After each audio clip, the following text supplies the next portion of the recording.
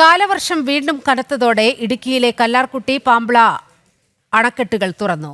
കല്ലാർകുട്ടി അണക്കെട്ടിന്റെ 5 ഷട്ടറുകളും തുറന്ന് വെള്ളം പുറത്തേക്കൊഴുക്കുന്നു. പെരിയാറിന്റെയും മുതിരപ്പുഴയുടെയും തീരങ്ങളിലുള്ളവർ ജാഗ്രത പാലിക്കണമെന്ന നിർദ്ദേശം നൽകിയിട്ടുണ്ട്. പള്ളിവാസലിൽ ദേശീയപാത 85ന്റെ ഭാഗമായി നിർമ്മിച്ച സംരക്ഷണ ഭിത്തി ഇടിഞ്ഞു.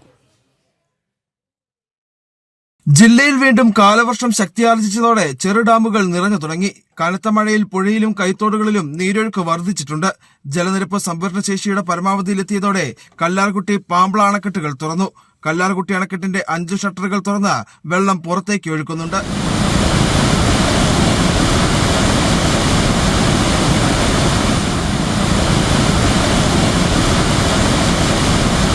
പെരിയാറിന്റെയും മുതിരപ്പുഴയാറിന്റെയും തീരത്തുള്ളവർ അതീവ ജാഗ്രത പാലിക്കണമെന്നാണ് നിർദ്ദേശം.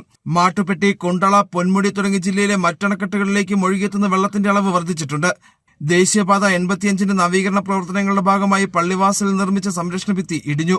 നിർമ്മാണത്തിന് ശേഷം മണ്ണിട്ട് നികത്തിയ ഭാഗത്താണ് സംരക്ഷണ ഭിത്തിക്ക് കേടുപാടുകൾ ഉണ്ടായിരിക്കുന്നത്.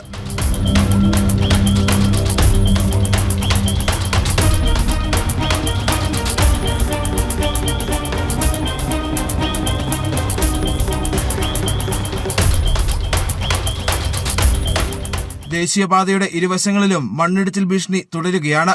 മഴ തുടരുന്ന സാഹചര്യത്തിൽ മേഖലയിൽ കടുത്ത ജാഗ്രതാ നിർദ്ദേശവും നൽകിയിട്ടുണ്ട്. ജനം, ഇടുക്കി.